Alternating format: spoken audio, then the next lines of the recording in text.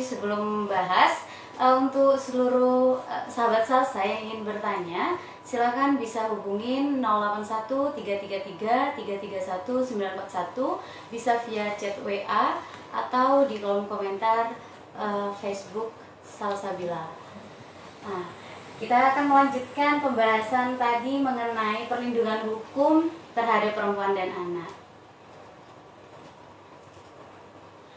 Nah, kebetulan di sini para narasumber ada pertanyaan, ini tidak menyebutkan nama. Saya akan bacakan pertanyaannya.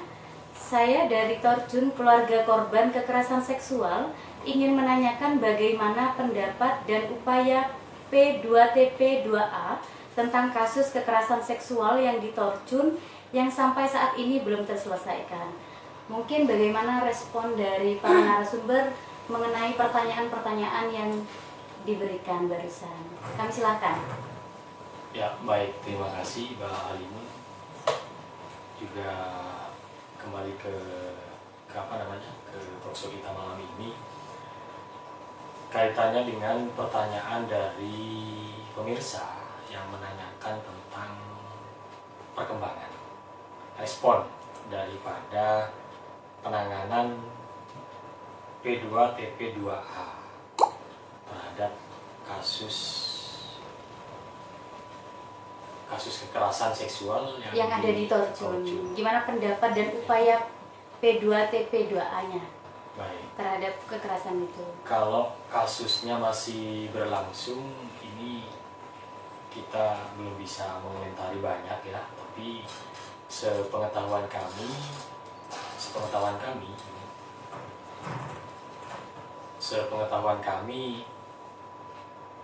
ada sistem yang memang betul-betul disiapkan dan disediakan oleh pemerintah.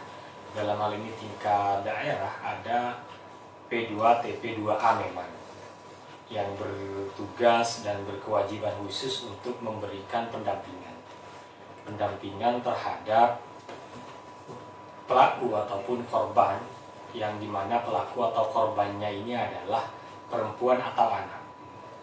Jadi ketika ada sebuah kasus kekerasan, baik itu fisik ataupun psikis anak dan atau perempuan, ini pemerintah dalam hal ini punya kepanjangan tangan. Di tingkat daerah itu ada memang P2TP2A. Ini kantornya kalau belum pindah di Dinas Sosial Kabupaten Sampang. Baru pindah. Iya. Awalnya di kantor kabinet Dinas KB. Oh, baru pindah di mana? Dimutasi ke Dinas Sosial. Ke Dinas Sosial. Awalnya dia nempel di Dinas KB. Ini informasi dari Mbak Farida, baru pindah. Sudah kenal ya Pak ya? Ya. Baik. Kepanjangan tangan pemerintah lagi-lagi dalam rangka memberikan kenyamanan dan keamanan. Jadi tugasnya P2TP2A ini memberikan pendampingan, hanya pendampingan bagi korban kekerasan atau korban hukum yang berkenaan dengan perempuan dan anak, baik psikis ataupun fisiknya. Nah, sementara ini banyak hal, banyak kasus, banyak kejadian khususnya di Kabupaten Sampang yang ini dipersoalkan oleh teman-teman aktivis perempuan dan anak, perlindungan perempuan dan anak, kaitannya dengan tugas P2TP2A yang sesungguhnya. Nah, terhadap persoalan kasusnya secara khusus, karena ini sepengetahuan kami masih dalam proses penanganan di lembaga peradilan, kami tidak bisa komentar banyak begitu ya. Artinya mulai dari tingkatan penyelidikan tingkat 1 sampai penyidikan tingkat 2 hari ini sedang proses di lembaga peradilan. Artinya memang ada beberapa yang kasus yang kami tangani, tapi lagi-lagi karena ini masih berjalan, kami tidak bisa komentari tentang perkembangan kasusnya. Tapi kaitannya dengan peranan yang dilakukan oleh P2TP2A ini hanya sebatas melakukan pendampingan Pendampingan artinya bukan mengawal, kemudian mengawal seberapa kasusnya, nanti putusan pengadilannya bagaimana, baik di sisi korban ataupun pelaku, bukan. Hanya sebatas mendampingi korban agar prosesnya sesuai dengan peraturan perundang-undangan, itu aja. Mungkin bisa ditambah oleh Mbak Farida. Ya, mungkin monggo Ibu Farida mungkin bisa ditambahkan dari pertanyaan tadi. Saya juga kurang begitu ini ya Mbak ya. Maksudnya tadi pertanyaannya kan apa yang dilakukan oleh gimana bahasanya? Bagaimana upaya yang dilakukan oleh P2TP2A tentang kasus kekerasan seksual yang di Torjun yang sampai saat ini masih belum terselesaikan. Menurut saya pertanyaan itu lebih bisa difokuskan ke APH ya, bukan ke P2TP2A-nya, karena P2TP2A itu Pusat Pelayanan Terpadu Perlindungan Perempuan dan Anak. Nah, tadi disampaikan oleh Pak Asis, P2TP2A itu tugasnya adalah mendampingi. Meskipun di sana di strukturnya itu juga ada salah satunya memberikan perlindungan hukum, maksudnya membantu dalam proses penanganan hukumnya. Jadi kalau pertanyaannya apa yang sudah dilakukan oleh P2TP2A terhadap kasus yang yang dua pelaku yang belum tertangkap, menurut saya itu pertanyaan kurang tepat kalau ditujukan ke P2TP2A. Kecuali pertanyaannya begini, apa yang dilakukan oleh P2TP2A terkait dengan pendampingan terhadap korban? Gitu. Itu bisa, saya bisa menjawab. Kalau ini pertanyaannya apa yang dilakukan P2TP2A terhadap dua korban yang belum tertangkap, karena itu sudah bukan ranahnya P2TP2A, itu sudah ranahnya APH. P2TP2A itu mendampingi ketika korban sedang dimintai berita acara dan lain-lain. Ya, pendampingan lah P2TP2A itu, bukan P2TP2A-nya yang harus menangkap pelakunya, yang punya. Oke, saya potong dulu di sini. Oke. Ada yang telepon yang akan bertanya lagi. Silakan. Halo, silakan. Dengan siapa? Waalaikumsalam warahmatullahi.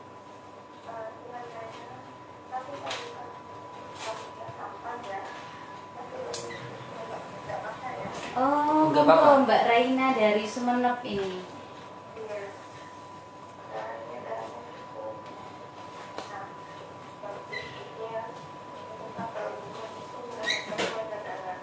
Iya, Ibu.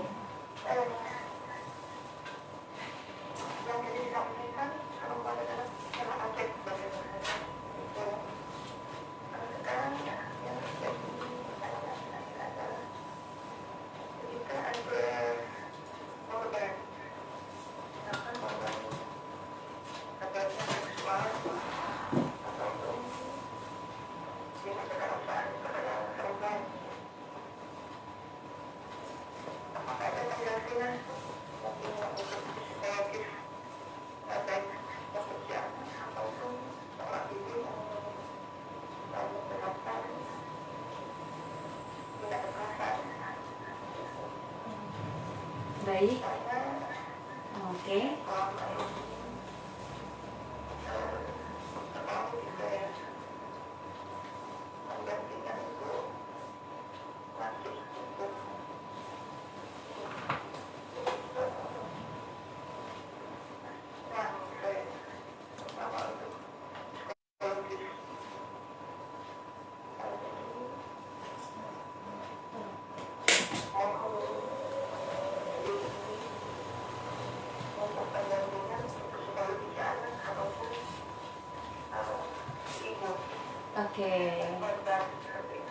Oke, siap.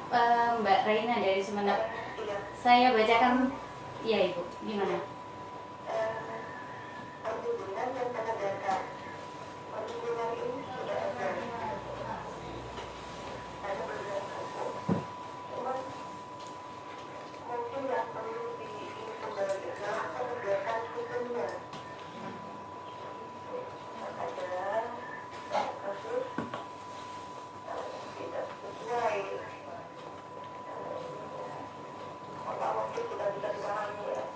Oke, siap. Oke, makasih pertanyaannya Mbak Reina. Waalaikumsalam warahmatullahi wabarakatuh. Ini pertanyaannya yang luar biasa dari Sumenep.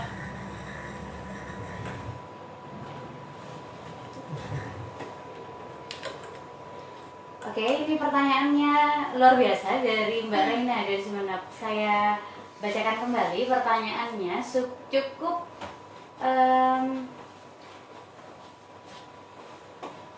pertanyaannya itu, bagaimana pendampingan ketika ada korban pelecehan seksual atau kekerasan seksual, mengenai pendampingan khusus psikologisnya terhadap korban atau ibu. Soalnya katanya kurangnya pendampingan dari segi psikologis. Mungkin monggo narasumber bisa menjawab. Ya, baik, terima kasih. Saya coba menjawab duluan ya, Mbak Reda ya. Pertama, kembali saya ulangi, pemerintah dalam hal ini telah menyediakan ini secara komprehensif, menyediakan sistem dalam hal memberikan kenyamanan dan keamanan terhadap perempuan dan anak dalam segi hukum. Apa yang disiapkan oleh pemerintah? Peraturan sudah sekian banyak tadi kita sebutkan di awal, baik peraturan perundang-undangan dan sebagainya. Artinya peraturan ini cukup mengedukasi, cukup memberikan sarana dan wadah untuk perlindungan perempuan dan anak itu tadi diperlakukan secara khusus dalam peraturannya. Nah, di dalam pemerintahannya, pemerintah dari tingkatan pusat sampai tingkatan daerah. Di tingkatan daerah ada P2, TP, 2A. Baik pelaku ataupun korban kekerasan ataupun seksual terhadap perempuan dan anak, ini pemerintah menyediakan ruang untuk memberikan pengayoman, perlindungan, pendampingan, dan bantuan hukum terhadap perempuan dan anak. Di tingkatan daerah itu tadi yang saya sebutkan, dalam rangka memberikan pendampingan, mulai dari tingkat pemeriksaan, di penyelidikan tingkat 1 sampai penyidikan tahap 2, sampai ke persidangan, itu semua komplit. Kalau saya memahami, karena sering kali saya jumpai di persidangan itu, tidak mungkin kemudian aparat penegak hukum, dalam hal ini majelis hakim, kalau di persidangan ya, kalau di persidangan ini, dalam hal ini majelis hakim tidak mungkin kemudian memulai persidangan kalau komponen-komponen yang disiapkan oleh pemerintah itu tidak komplit, tidak lengkap. Satu contoh, persidangan tentang kekerasan perempuan misalnya.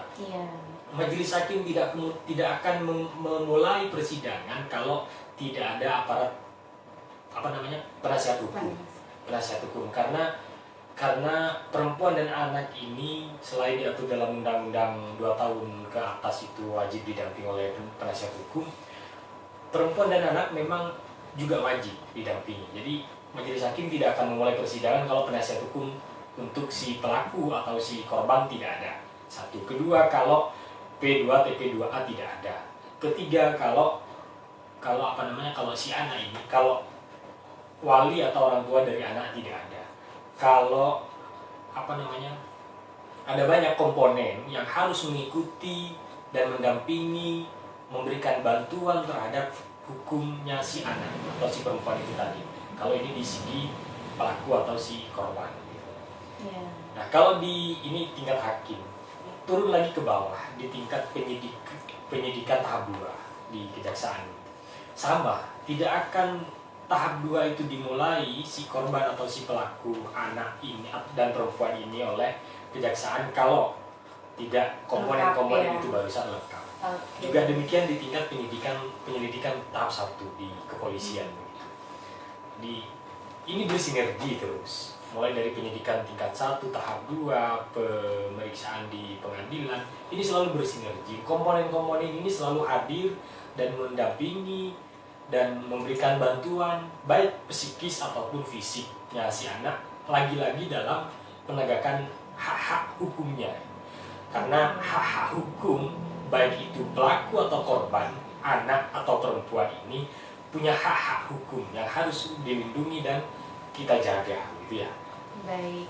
Jadi untuk perlindungan psikis ini biasanya yang banyak berperan terhadap korban ini siapa dari beberapa komponen tadi? Semua berperan. Komponen ini semua berperan, baik itu penasihat hukum, penegak hukum, P2TP 2A,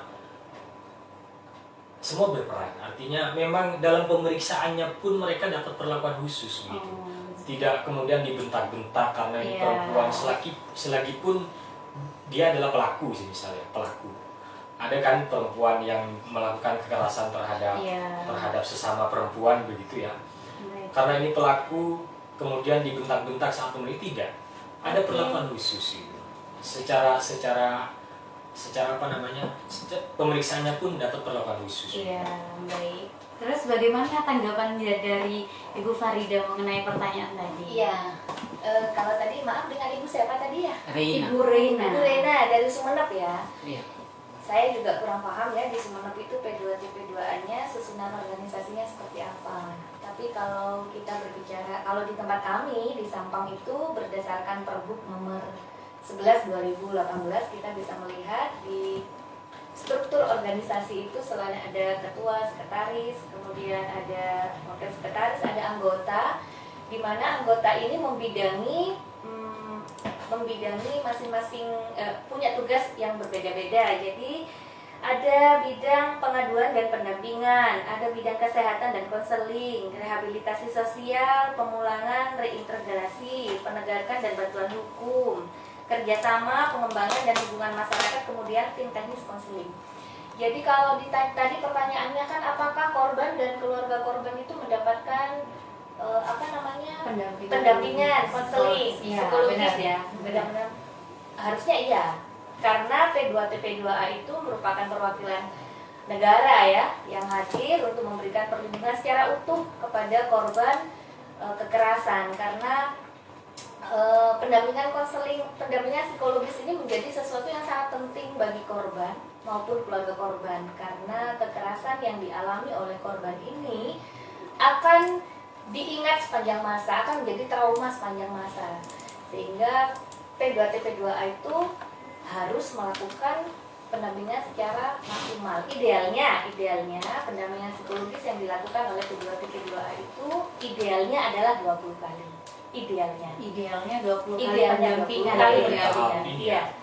Dari tahap awal. Iya, karena kan ada rehabilitasi. Artinya dia pendampingan yang dilakukan oleh P2TP2A itu tidak hanya ketika di awal mendampingi ketika dia di BAP, kemudian didampingi setelah di awal-awal lah ya. Tapi pendampingan itu harus dilakukan secara terus-menerus.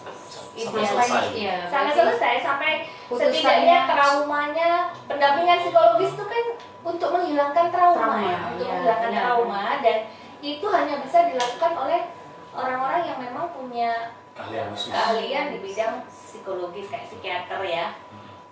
Tapi kalau kita berbicara di Sampang, jadi kalau di Sampang itu memang ada pendampingan psikologis, tapi memang tidak maksimal gitu kan. Kalau idealnya 20 kali, ya kalau di Sampang mungkin 8 kali. Nggak sampai 3 kali, maksimal 3 kali gitu kan. Jadi kalau Bu Rena bertanya apakah ada pendampingan psikologis, iya memang harus. P2TP2A itu salah satu tugasnya adalah mendampingi secara psikologis, mendampingi psikologisnya korban dan keluarga korban. Cuma sayangnya kalau keluarga korban itu masih belum belum diatur di dalam Undang-Undang Perlindungan Anak. Nah, pendampingan psikologis keluarga korban itu sudah diatur di dalam RUU PKS yang sampai saat ini seperti yang saya sampaikan tadi masih belum bisa disahkan. Jadi sampai sekarang itu masih difokuskan kepada korban. Keluarga korban itu masih belum masuk ke dalam istilahnya materi pendampingan. Itu mungkin buat Bu Rena ya, Bu Rena. Jadi kalau nanya ada pendampingan, harus. Oke. Nah, saya tambahkan sepemahaman kami Mbak Farida dan Bu Rena ya, kalau di Sampang itu memang tugasnya P2TP2A melakukan pendampingan yang kita sampaikan tadi di awal, mulai dari tingkat tahap awal lah kalau bahasanya Mbak Farida tadi sampai putusan pengadilan. putusan pengadilan. Kalau di Polres itu, makanya saya ulang-ulangi karena memang ini ada spesialisasi khusus, ada perlakuan khusus terhadap perempuan dan anak. Di Polres itu kan ada kanit khusus yang membidangi tentang persoalan-persoalan perempuan dan anak.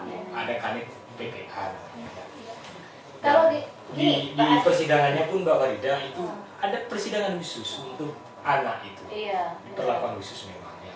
Iya, kalau ini perlakuan khusus malah di RUU PKS itu diwajibkan bagi penyidik, kemudian hakim, itu semuanya adalah orang-orang yang memang punya kompetensi di bidang penanganan anak. Artinya dia sudah harus punya sertifikat lisensi yang memang dia sudah mengikuti pelatihan tentang perlindungan anak gitu.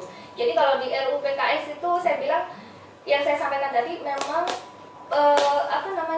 memberikan perlindungan secara menyeluruh. Semuanya diatur secara detail. Hakim yang menangani ini harus punya sertifikat pelatihan, kemudian penyidik itu juga dia harus punya pengalaman dalam jadi semuanya memang diatur di sana di RUU PKS. Ya mudah-mudahan ini juga segera disahkan. Jadi kalau katanya Pak Asis tadi ketika ada di Polres ada yang mendampingi, itu mungkin bagian pendampingan dan pengaduan gitu. Karena kan ini ada bagian-bagiannya. Iya. Gitu, Mbak. Terlepas realisasinya maksimal atau tidak, kita ini ya. Wallahu a'lam. Iya. Wallahu a'lam. Oke, mungkin bisa jawabannya bisa diterima sama Mbak Raina dari Sumeneb.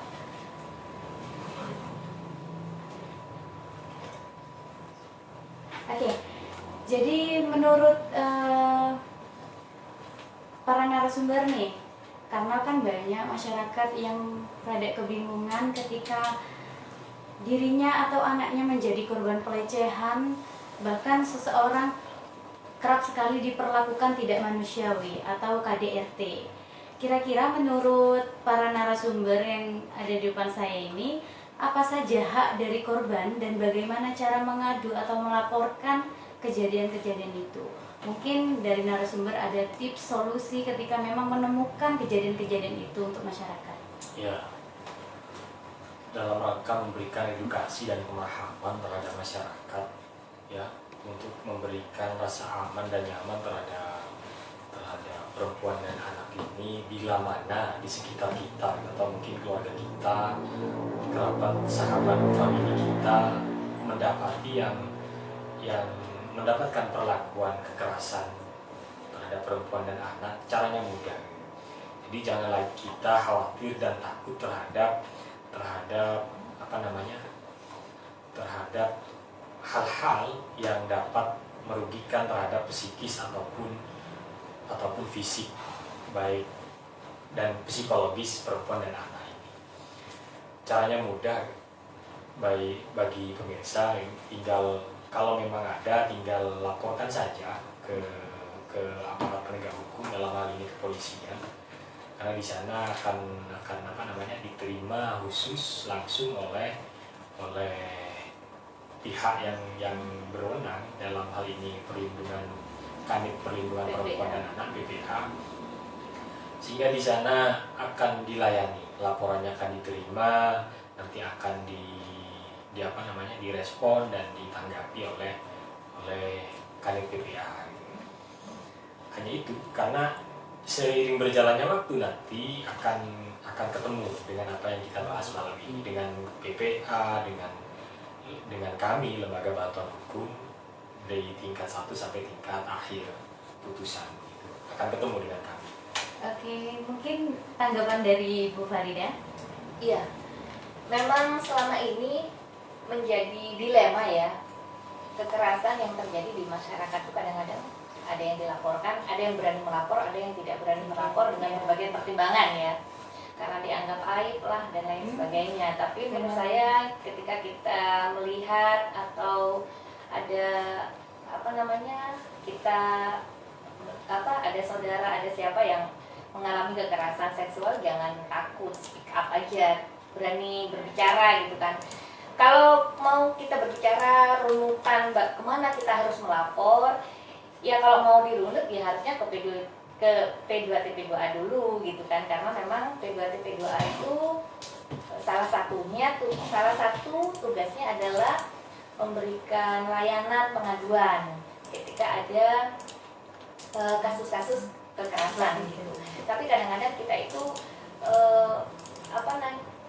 lebih praktis langsung ke APH gitu kan, langsung ke PPA di kepolisian, atau enggak kalau tidak berani langsung ke kepolisian bisa ke LBH apa namanya,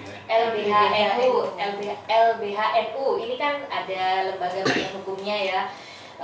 Di sekitar kita ini sudah ada beberapa lembaga-lembaga yang memang mereka memberikan pelayanan pendampingan terhadap kekerasan seksual. Jadi menurut saya nggak usah takut untuk melaporkan, merubah mindset lah. Setidaknya ini menjadi pelajaran, menjadi sebuah peringatan untuk yang lain. Ya, jadi efek jerah gitu ya, Ya. pelaku. Mungkin kita break lagi. Oke. Saya kembalikan ke Mas Jamil.